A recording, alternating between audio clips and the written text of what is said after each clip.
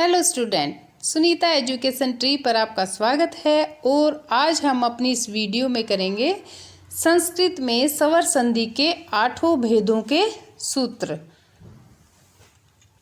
पहले हम जानते हैं कि संस्कृत में संधि के भेद कितने हैं। तो वो है 3 भेद। पहला है स्वर संधि यानी कि अच संधि। दूसरा है व्यंजन यानी हल संधि। व्यंजन को मैंने 2 तरह से लिखा है, आप दोनों तरह से ही लिख सकते हो। दोनों ही व्यंजन लिखने के दोनों तरीके ही सही है। कई बार बच्चे यहाँ कंफ्यूज हो जाते हैं कि ये सही है या ये वाला।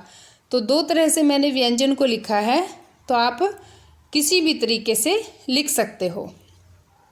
और तीसरा है हमारा विसर्ग संधि। अब हम जानेंगे स्वर संधि की परिभाषा। तो एक स्वर का दूसरे स्वर के साथ मेल होने पर जो परिवर्तन होता है उसे स्वर संधि कहते हैं। तो हमारे संस्कृत में स्वर कितने होते हैं?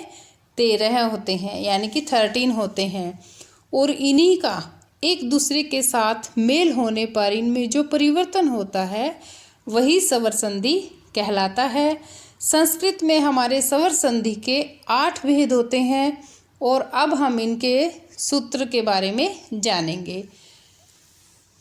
पहला है दीर्घ संधि। सूत्र बनेगा अकः सवर्णे दीर्घः, अकः सवर्णे दीर्घः।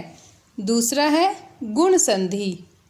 सूत्र है आद् गुणः, आद् गुणः, या फिर अदेंग गुणः, अदेंग गुणः। यहाँ हमने दोनों ही सूत्रों को याद करना है, क्योंकि ऑप्शन में आ जाए तो इनमें से कोई भी आ सकता है। हमें पता होगा तो हमारा आंसर जो है वो गलत नहीं होगा। ठीक है। तीसरे नंबर पे है वृद्धि संधि।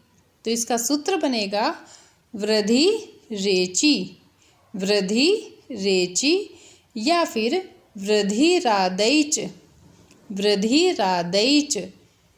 और चौथे नंबर पे बनेगी हमारी यण संधि। सूत्र बनेगा इको यणचि, इको यणचि। हम स्वर संधि के विस्तार से और शॉर्ट फॉर्म दोनों ही तरीकों से पहले ही से कर चुके हैं। 5वें नंबर पे है हमारी अयादि संधि। Echo अयवा यावह, echo अयवा यावह। अयादि में यही होता है ना, हम पहले विस्तार से हमने इसको किया था, तब हमने अच्छे से समझा था। अय आय अव आओ हो जाता है अयादि संधि में। अब 6 नंबर पे है पूर्व रूप संधि। तो इसका सूत्र बनेगा एंग पदांता दत्ति, एंग पदांता दत्ति। 7वें नंबर पे है पर रूप संधि। सूत्र है एंगी पर रूपम, एंगी पर रूपम। और 8वें नंबर पे है प्रकृति भाव संधि। सूत्र है इदुदेद द्विवचनम परगृह्यम, इदुदेद द्विवचनम परगृह्यम।